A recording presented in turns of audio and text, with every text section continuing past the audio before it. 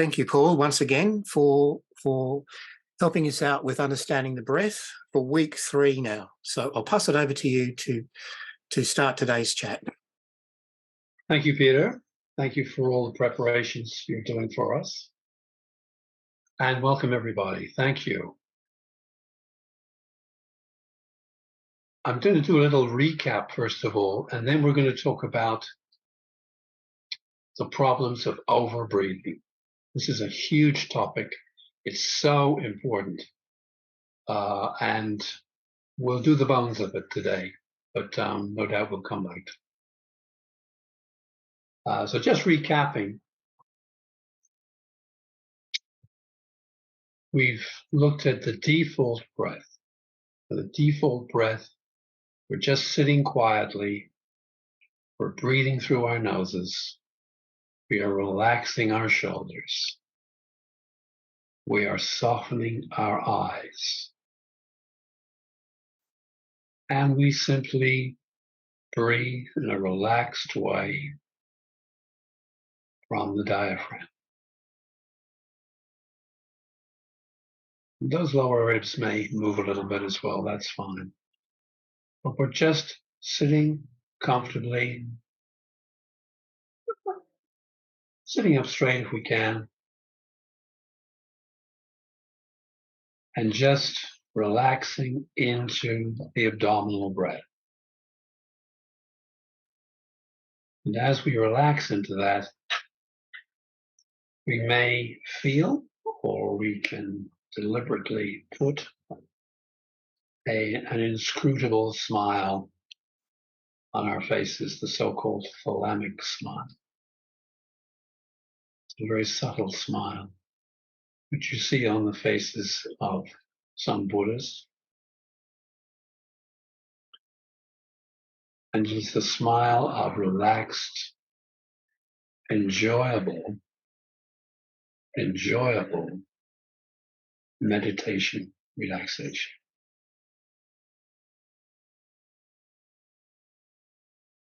And that is very good. That is very good. So the whole basis of breathing practice, as far as I'm concerned, is to return to that default relaxed breath several times during the day. If possible, coordinated with the ultradian cycles, which are happening every couple of hours or so, and wanting us to take a break, relax, and just drift off for a few minutes to reset our bodies, to reset in particular the nervous system. That's how we do it. And last time we talked about the balanced breath and the fact that the balanced breath is an excellent way to regulate the nervous system. To go for relaxed, alert attention. Relaxed, alert attention, we breathe in the same number, and we breathe out the same number. Equal, balanced breathing. Let's just do a few balanced breaths, just to get us relaxed and alert.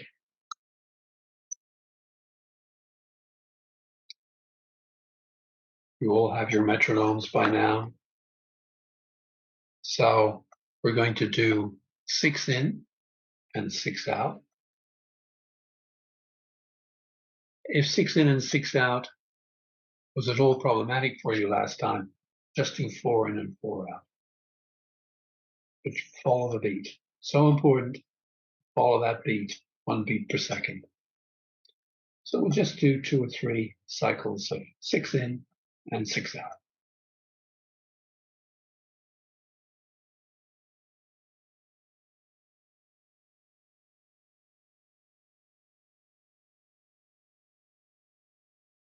In 2, 3, 4, 5, 6. Out 2, 3, 4, 5, 6. In, 2, 3, 5, 6. Out. 2, 3, 4, 5, 6. In. 2, 3, 4, 5, 6. Out. 2, 3, 4, 5, 6. In. 2, 3, 4, 5, 6. Out. 2, 3, 4, 5, 6. More. 2, 3, 4, 6. Out. 2, 3, 4, 5, 6. Good. Good. Remember, the balanced breath should be nice and relaxed. No straining, no feeling that you're running out of air. Just nice and relaxed. And you stay whatever count suits you. If you feel that you'd like to breathe a bit more, go to 8-8. And eventually you can go up 10-10, 12-12, 14-14, 16-16, so on and so forth. I think I might have said to you last time, Bala, my pranayama teacher, used to go up to incredible ratios. He had many years of practice behind him. So do what is comfortable. We do know that around 6-6 to 8-8 is optimal for many people with regard to their heart rate variability. It produces optimal heart rate variability. It's the sweet spot for optimal coherence in heart rate variability. And some of you I know had the heart rate variability monitor, and you can test that. What's the best ratio for the heart rate variability? That doesn't mean you get slavishly stuck to doing that ratio. It's good to do some other ratios just to give your breathing exercise and some novelty. But it's the kind of ratio that we return to when we're just doing relaxed, simple practice. Now, we didn't go on last week to doing specific breaths which are more relaxing, i.e. which emphasize the exhalation. And again, you know, in books and videos, you'll see various ratios proposed, the commonest of which is 4 in, 8 out. But given that the natural breath cycle is basically 1.5 out for every 1 in, a nice ratio to start with increasing exhalation and therefore increasing parasympathetic nervous system and relaxation is 4-6. Again, you experiment, find out what's best for you. Start with 4 in and 6 out. Increase the exhalation gradually and see what works best for you. This is the enlightened experimentation, which I referred to in session 1. Taking your own authority about what works the best. We try something, we get feedback about it, we make up our minds what the body likes, what the body-mind likes. Now, we've got to push the body-mind out of its comfort zone sometimes, but not too much. Slowly does it. Let's do some 4-6, a few rounds of 4-6. And then anybody who's got some comments on this, just feedback and tell me what your experience is. So we'll start the metronome now. And we'll start in 2, 3, 4, out 2, 3, 4, 5, 6, in 2, 3, 4, count, 2, 3, 4, 5, 6, in, 2, 3, 4, count, 2, 3, 4, 5, in, 2, 3, 4, out, 2, 3, 4, 5, 6, in, 2, 3, 4, out, 2, 3, 4, 5, 6, in, 2, 3, 4, out, 2, 3, 4, 5,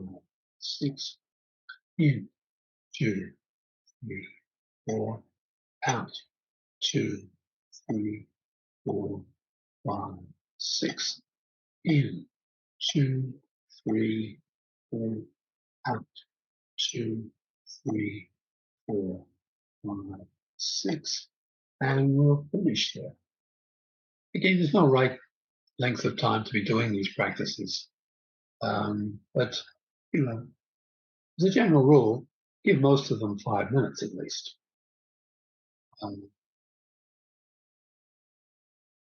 Okay. Anybody got any feedback or comments before we move on?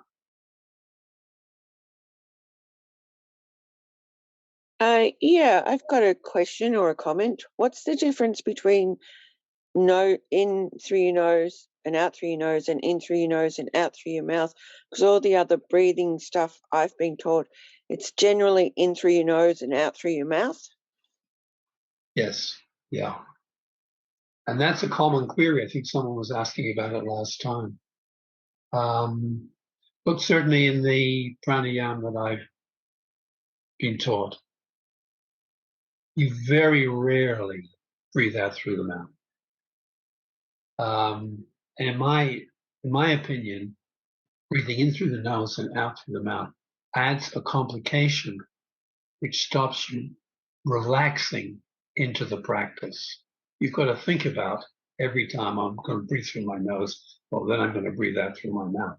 Whereas it's natural to breathe in through the nose and breathe out through the nose.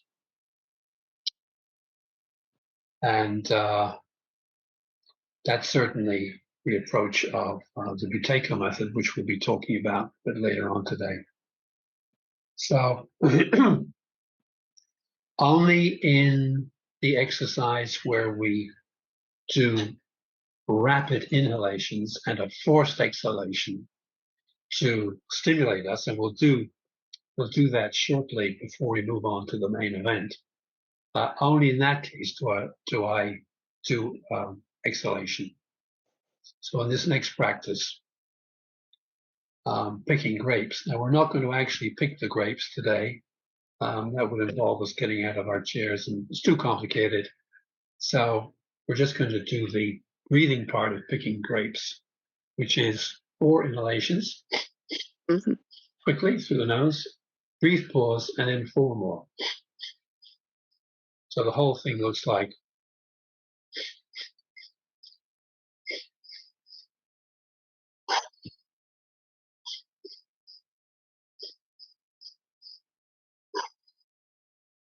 just to get our brains going for the little bit of cerebral activity, which we will be involved in a bit of theory. So if we do 3 rounds of the picking grapes breath, sniff for 4, brief pause, sniff for 4, forced exhalation. Sniff for 4, brief pause, sniff for 4, forced exhalation. Take a deep breath, and let's do it.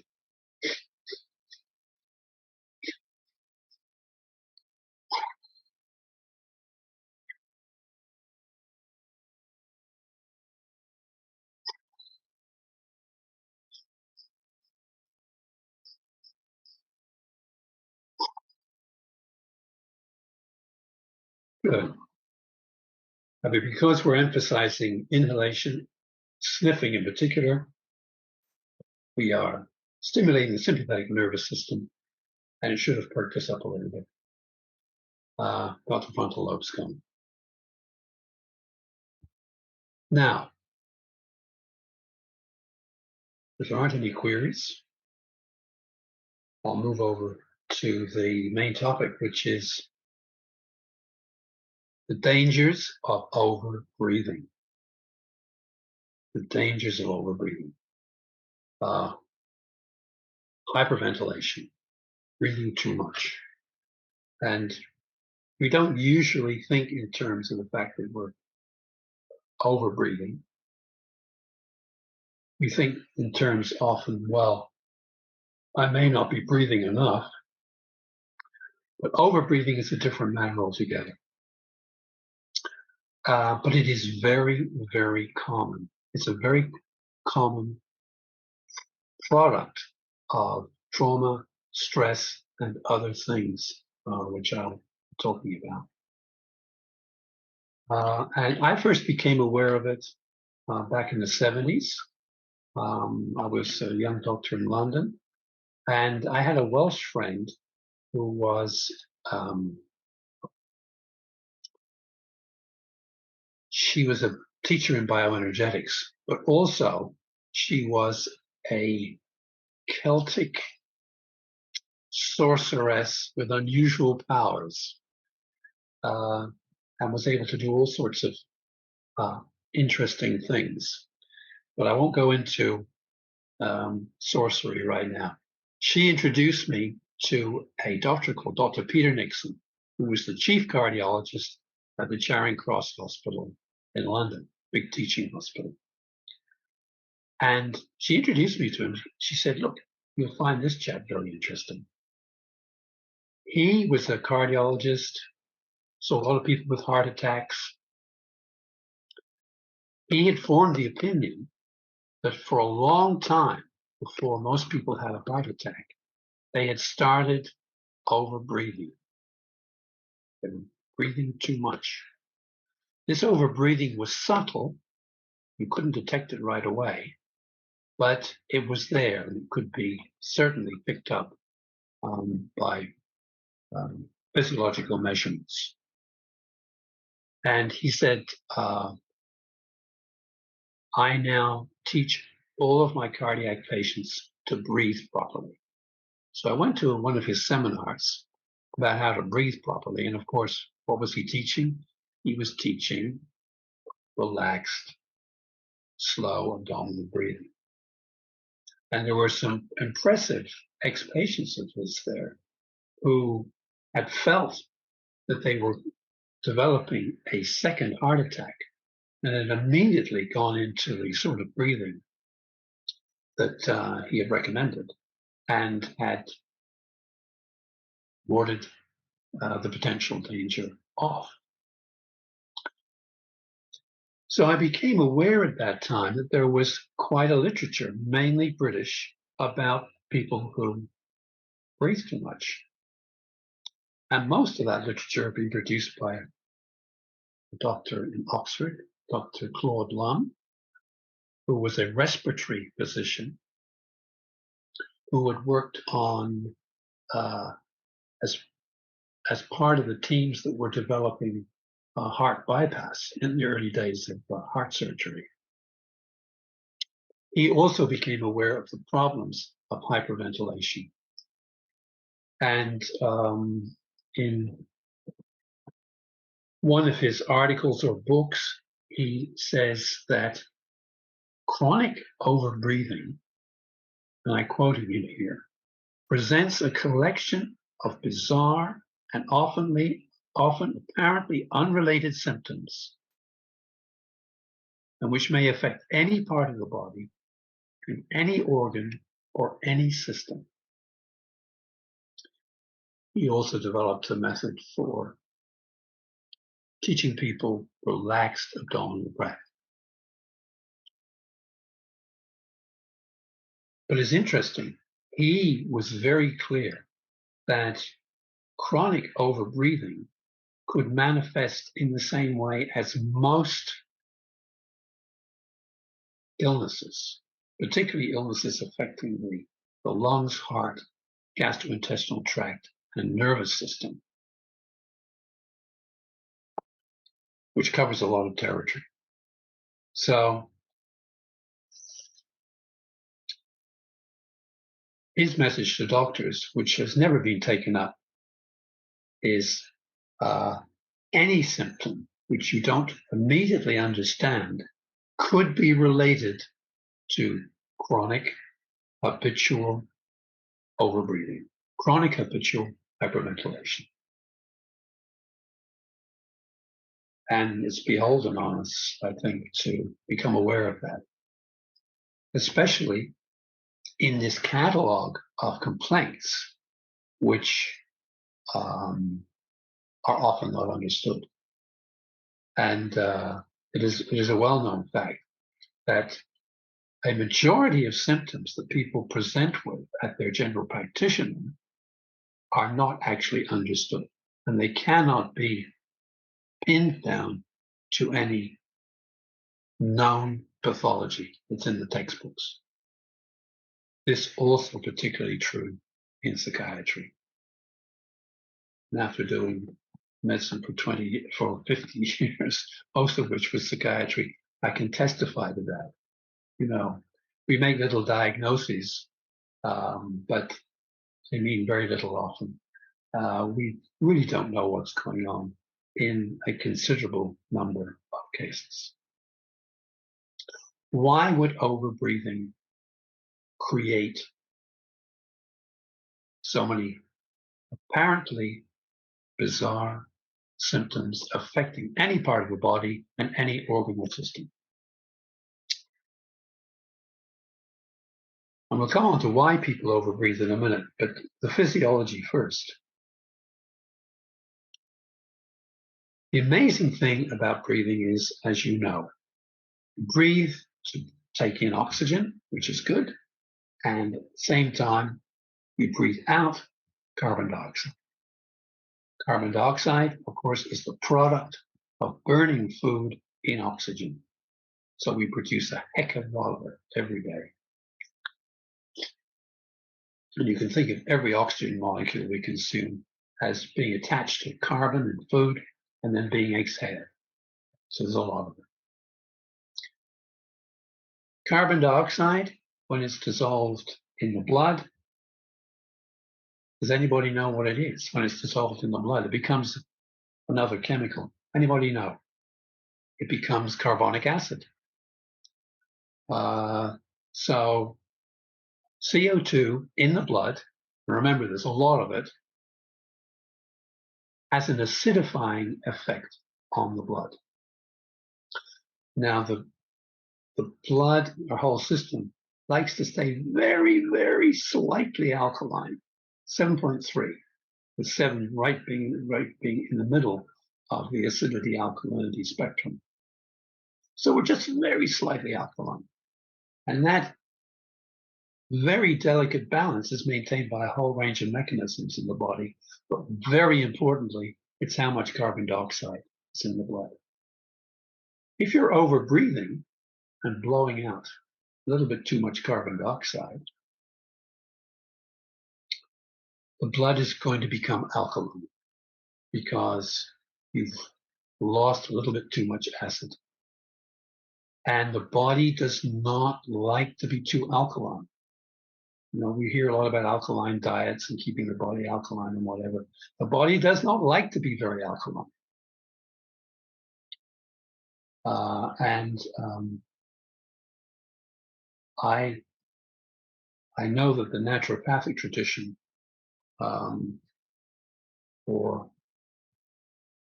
over 150 years now has emphasized an alkaline type diet, but it's not because those diets are alkaline that they work.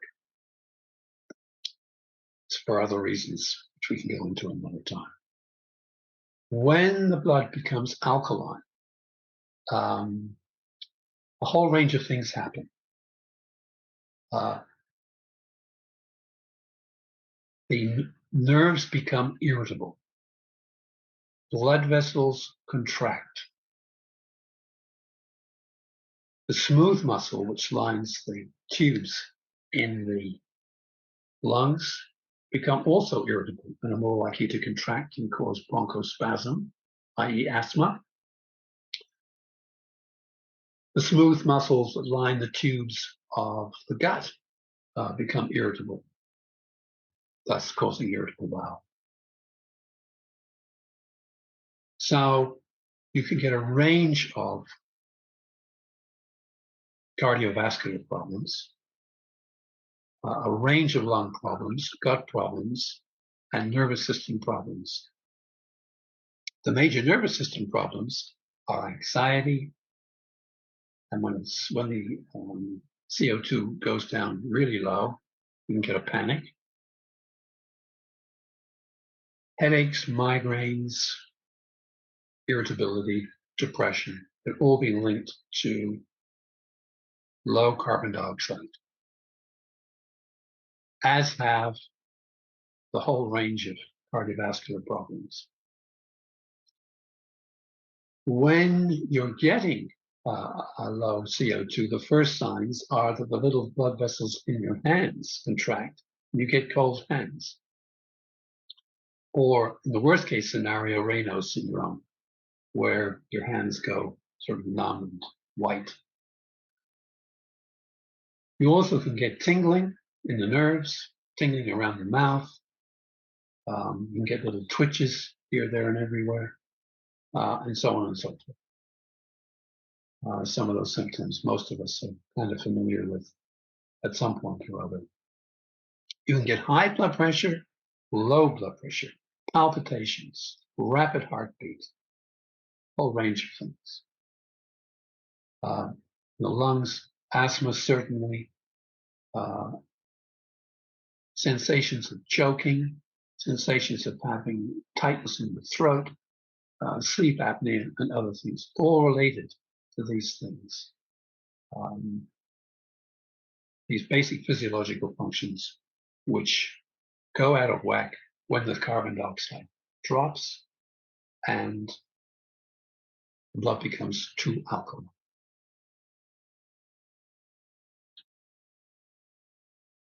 You can also get dysregulation of the immune system. The immune system doesn't like an alkaline environment, particularly the mast cells, which, we hear a lot about mast cell syndrome these days, mast cells, which can contribute to allergic reactions, etc. So immune dysregulation, and very importantly, fatigue. The metabolism doesn't like an alkaline environment. If you're chronically running an alkaline environment, you're just not going to produce enough energy. And the effects of an alkaline environment on the brain are to register as fatigue.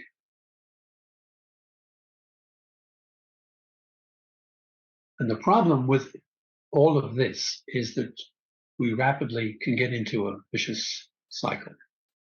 First of all, if we're running an alkaline environment, we lose cations. We lose things like potassium, magnesium, calcium. When we lose those, for example, the nervous system becomes more irritable. And a more irritable nervous system creates more chronic overbreathing. Not a good idea. Similarly, if you're anxious, you're hyperventilating, the hyperventilation will cause more anxiety, and you just go around in a vicious circle. So those are some of the effects. Why would people overventilate? Can anybody give me the one-liner on this? Why would you overventilate? Why would you be overbreathing? Would it be through fear? Yeah, absolutely. Thank you, Lindy. Stress will be the major cause. When you're stressed, the sympathetic nervous system is activated. What's the first thing it does? It increases your breathing in preparation for flight or fight. In some cases, it can shut the breathing down if you freeze. More of that later. But generally speaking, the pulse rate goes up, the breathing becomes activated. Blood is drained from the gut and sent to the muscles, all in preparation for fight or flight. Now that's fine. If you fight or flight, you're going to be using a lot of energy. You're going to be producing CO2, and you're not going to get a low CO2. If you're chronically stressed, and just like we do these days, you're just worried, you're stressed, you're not exercising, you're not actually implementing the flight-fight reflex in a physical way, well then you're going to drop your CO2 because your breathing is increased, but your CO2 production has not. So the major cause of chronic overbreathing is chronic stress. And some people can start overbreathing as a result of a distinct trauma, and they never stop overbreathing. They develop chronic overbreathing. But there are other more basic causes. You don't have to be stressed. You don't have to be traumatized to be overbreathing. You could be just wearing tight clothes. We're in a culture where, basically. Paul, Yeah, hello. would it also be the case if you were an asthmatic and you tended to breathe rapidly in the top of your lungs? Would that cause it, overbreathing? Absolutely. Yes, thank you for that. And, we'll be talking about overbreathing and asthma and the Buteyko method in a minute. And that's one of the vicious circles that sets in. So absolutely. So respiratory problems, not just asthma, but if you've had the flu, you've had a cough, whatever, tended to be overbreathing. And that can carry on because you've just developed a habit.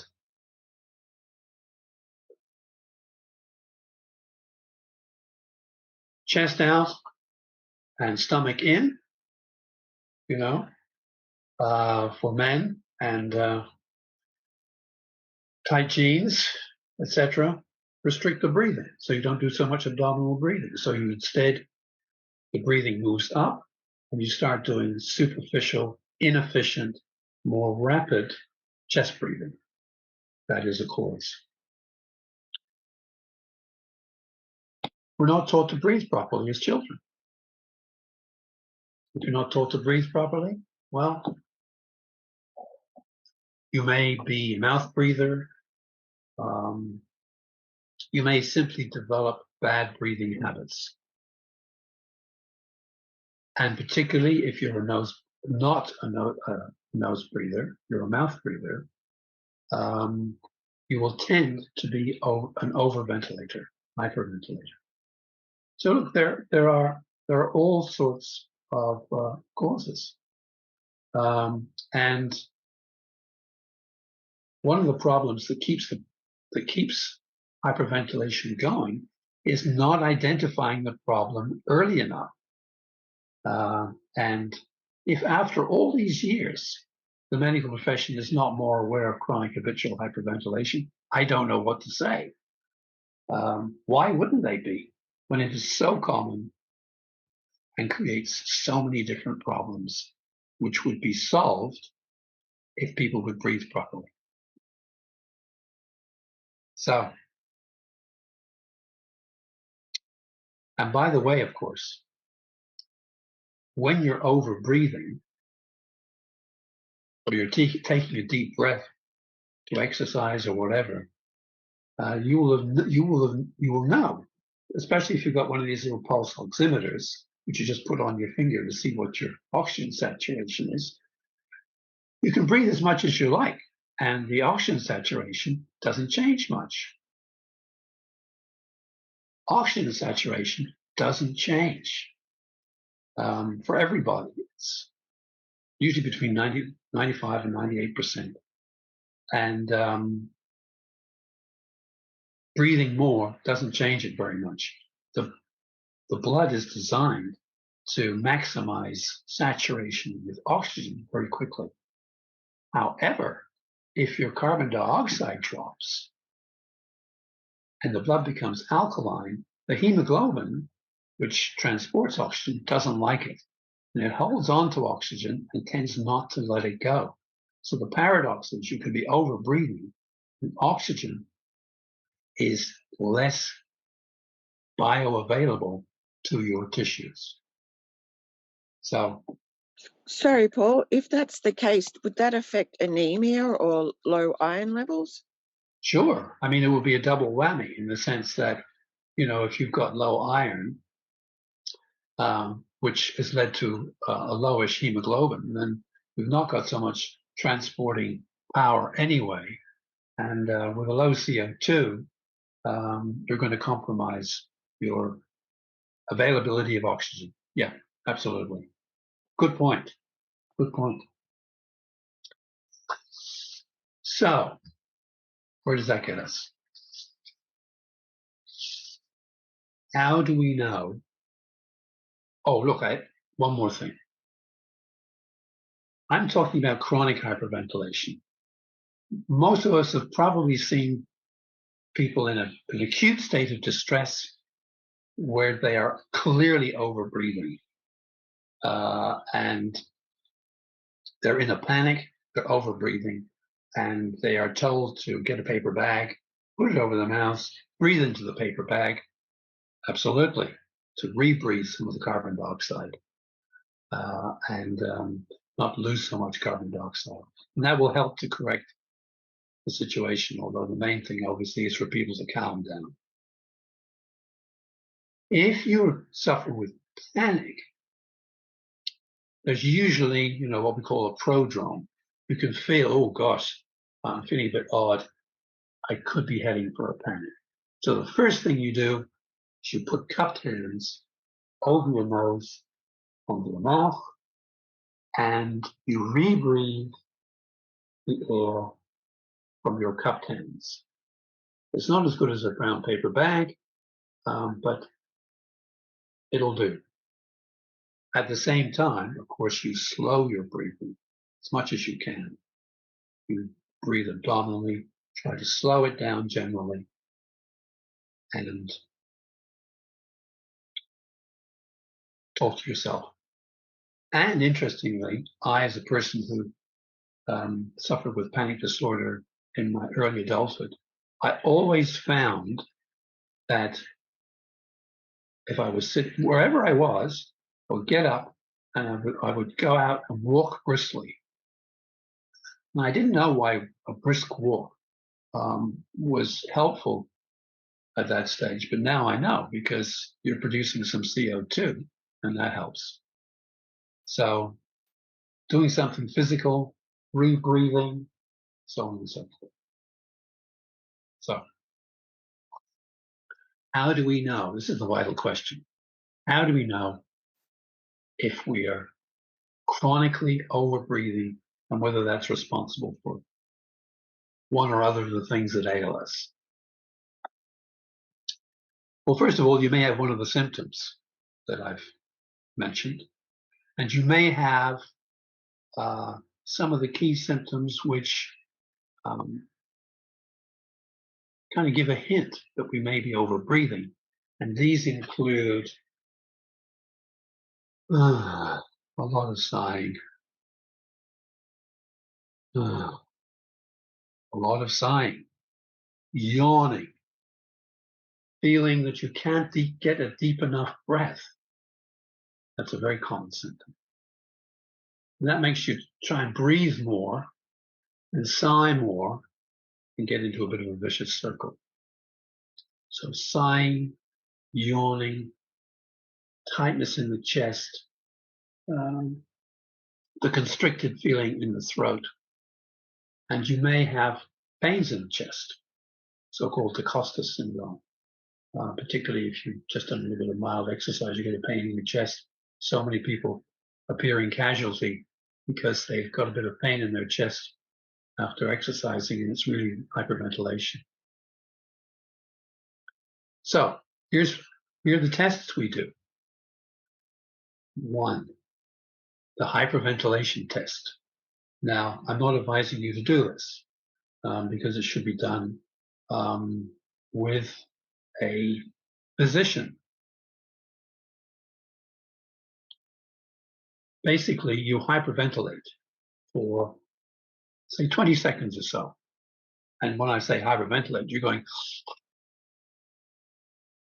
for 20 seconds. Some people recommend a lot longer. And if your symptoms start coming on, or within that 20 seconds, you're getting symptoms of hyperventilation like dizziness, palpitations, or basically feeling weird, then we're probably chronically hyperventilating.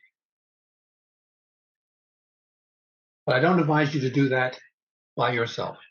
People can have seizures, even heart attacks or strokes with acute hyperventilation.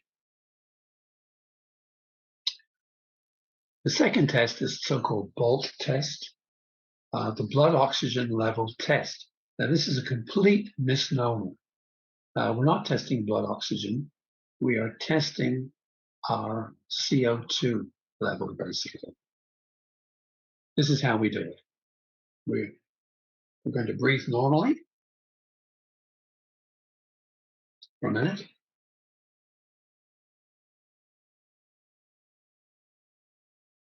And when our breath is completely settled, we're just going to exhale normally. And then we're going to hold our breath. And I'm going to count how many seconds go past. Now, when you get, and this is the key thing, a definite desire to breathe, when you get a definite desire to breathe or an involuntary contraction of the breathing muscles, these are the words used by Patrick McEwen, who wrote this fantastic book, The Oxygen Advantage, about the Buteyko method, which I'll talk more about in a minute. So then you take a breath and you see how many seconds you've held your breath for. So we're breathing normally. Then we exhale. And then we hold our breath until we have a definite desire to breathe, or there's an involuntary movement of any of the breathing muscles, diaphragm, ribs, whatever. Okay, little breath in, little breath out, and hold. 1, 2, 3, 4, 5, 6, 7, 8, 9, 10, 11, 12, 13, 14, 15, 16, 17, 18, 19, 20, 21, 22, 23, 24, 25, 26, 27, 28, 29, 30. I'll stop there. If you could hold your breath for 30 seconds, you're probably not overbreathing. 40 is supposed to be normal, but in practice, most people are not comfortable after 20 seconds of holding their breath in that situation. And many people are not comfortable over 10 seconds. If you're only holding your breath for about 10 seconds, unless you've got a severe respiratory problem, then you are probably overbreathing. Between 10 and 20, very likely. Between 20 and 30, also likely. 30 to 40, probably not. Now, these are very approximate zones. These are very approximate times. And the problem with the BOLT test is that the idea that you are getting a definite desire to breathe is highly subjective. what is a definite desire to breathe? Is it when you first feel the desire, or when it's becoming moderately intense? Or you really have to take a breath. But you're not supposed to wait until you really want to take a breath. That's the story on the Bolt test. Any comments on that? Anybody go 30 seconds? I went to 28, but I felt that I probably could have gone longer. That's pretty good. So you're probably not an overbreather. But the only way of knowing for sure is by measuring the carbon dioxide in your breath. And How do we do that? aha, you have a machine. And here is the machine. This is a very old machine. I've had it for about 25 years. It's called a capnometer. Its whole raison d'etre in life is to measure the CO2 in your expired breath. So it has a little tube, and just put the tube in your nose, and you breathe normally. And it will measure the CO2. I'll put it on. You won't be able to see very much. And you'll see that my CO2 is very low at the moment because I've been talking so much. And talking, I better shut it on a minute while it registers my CO2.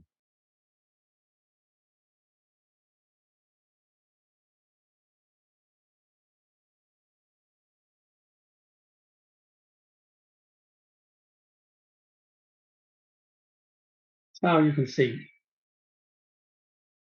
roughly, I don't know if you can see that properly, but it's saying that my CO2 is 31, which isn't too bad. It should be in the 30s. If it's under the 30s, particularly under 25, then you're overbreathing. So, Paul, yeah. sorry, for people who do a lot of talking in their profession, like teachers, facilitators, presenters, would they have lower CO2 levels, or? They might. Certainly, if you do a lot of talking, you are going to be more likely to develop chronically poor breathing with hyperventilation. Yes. And I think I commented maybe last session that talking a lot is bad for your breathing unless you are a fairly robust breather and you don't have any potential problems.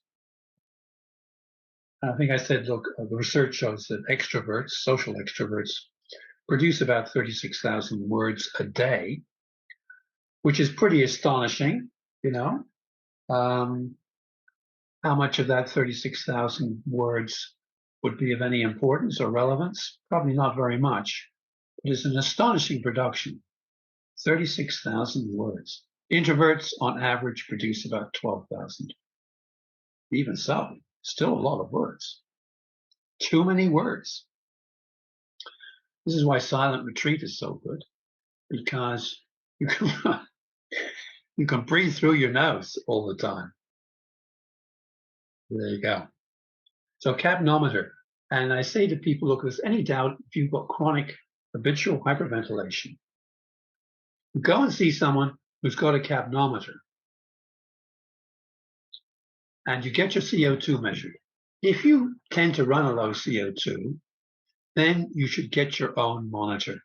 You can get one for about $1,500, or even cheaper, I think. And it is a very, very useful tool to be able to monitor your CO2.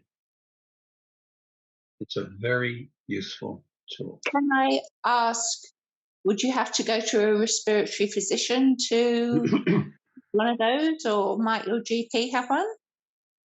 It is very unlikely your GP would have one, and it's very unlikely your respiratory physician would have one in his office.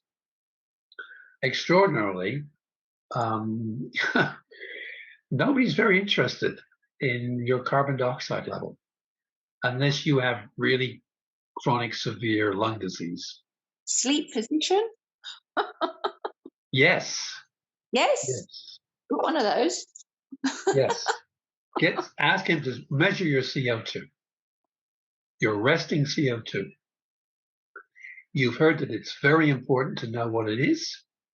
You suspect yours could be low, and since it's such a simple investigation to do, I've just checked mine in a minute. Would he be, or she be so kind? Thank you. May I ask a question? What happens when, like, I have a very, very strong mind? So, like, if I do any Wim Hof, like, I always can last to the end, or I can push through things with being able to engage my mind to override my body. What happens, like, with that test that I got to, 30, but I was, like, feeling stretched at 30. Like, I think I could have got to 40, but only because of my mind, not because I was feeling comfortable. Sure. So, I mean, that's why the test isn't very good, because you can override it so easily. No, I'm going to be doing it. And by the way, you bring up Wim Hof breathing. I mean, look, Wim Hof breathing is the latest in a long line of breathing methods over the years which emphasize hyperventilation. Rebirthing, Leonard Orr, rebirthing back in the 60s, Stanislav Grof, so on and so forth, rebirthing, various processes, bioenergetics, etc. And there is no question, of course, that if you systematically overbreathe, you can get into all sorts of interesting states of mind, because your cerebral arteries have contracted and the oxygen supply to critical parts of the brain has been compromised. So you can go into interesting states. My opinion about all of those methods is that they're only good if you are doing free diving. And there is a rationale, obviously, for hyperventilating if you're doing free diving and you really want to lower your CO2 so that you've got the maximum chance of holding your breath for as long as possible. But I don't recommend it otherwise. Cool. Well, it's certainly not rhythmic. It's not rhythmic. I'm not sure. I won't go into Wim Hof because I don't know enough about it, except that it is a hyperventilation method. I've tried it myself. Don't like it because I don't like any hyperventilation processes. So there we go. Cool. Now, question is, if we believe that we are overventilating, or we have a condition like chronic asthma, which sometimes responds to a method which addresses overbreathing, what do we do? Well, the earlier, as with everything, the earlier we catch it, the better. Second thing, if you know about it, that's half the battle. We can self-monitor and correct.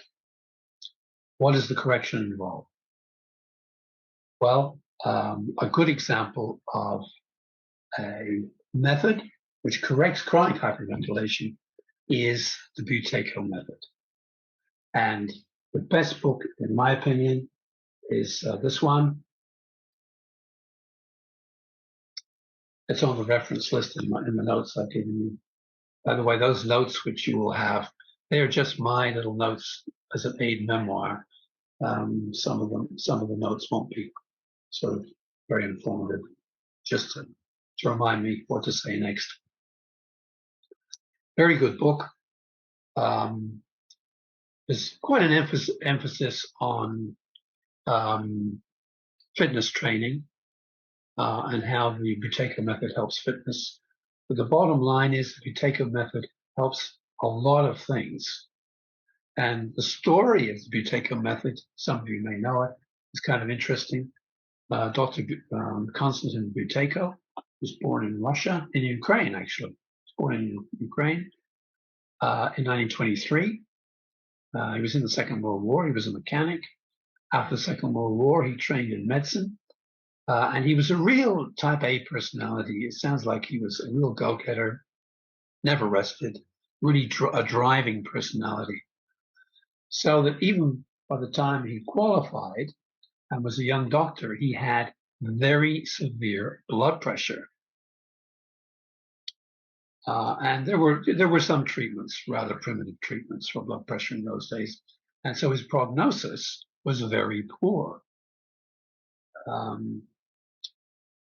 One day he was treating a young man like himself who had very bad blood pressure. And he was talking to the students he was taking around about this young man. And the young man goes out and he notices that as he's leaving, he's sort of gasping for breath. And he's thinking, is it at all possible that breathing and blood pressure are related? And then he looked at himself and thought, well, maybe I'm overbreathing. So instead of taking his medication, when he next got a splitting headache from his blood pressure, he did some low, slow breathing. And it went away. And the rest is history. And he did many years of research on teaching people to breathe more slowly and to bring up their carbon dioxide. And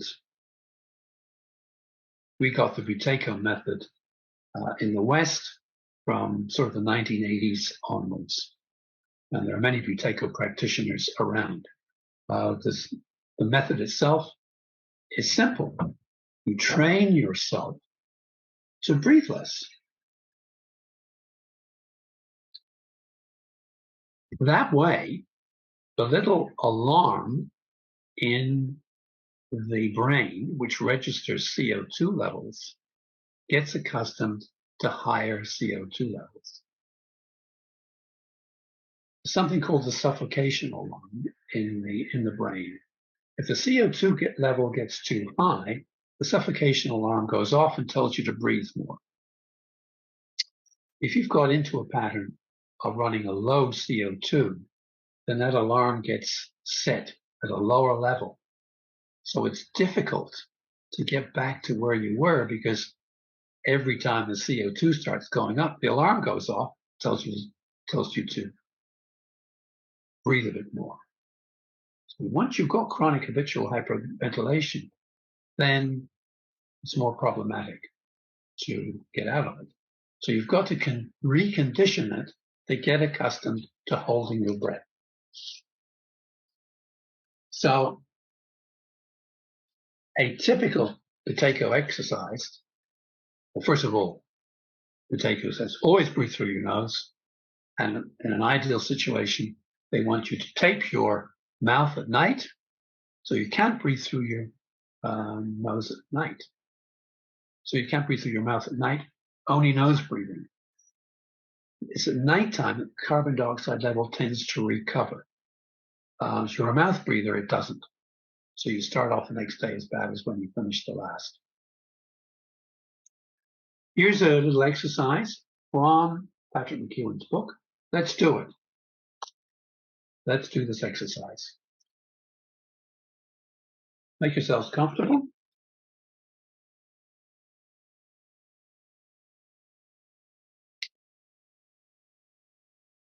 Okay, place one hand on your chest and one hand just above your navel. Feel your abdomen gently moving outward as you inhale and gently moving inward as you exhale. As you breathe, exert gentle pressure with your hands against your abdomen and chest. This should create resistance to your breathing.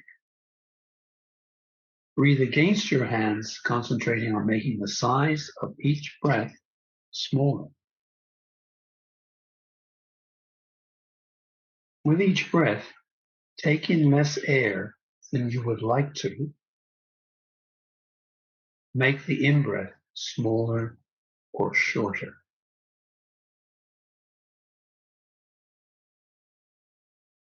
Gently slow down and reduce your breathing movements until you feel a tolerable hunger for air.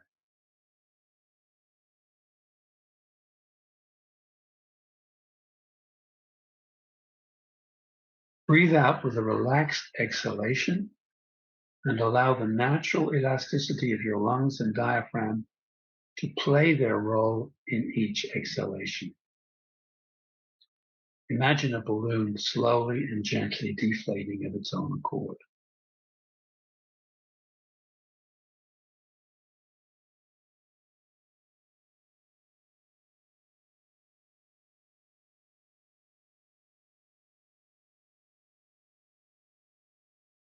And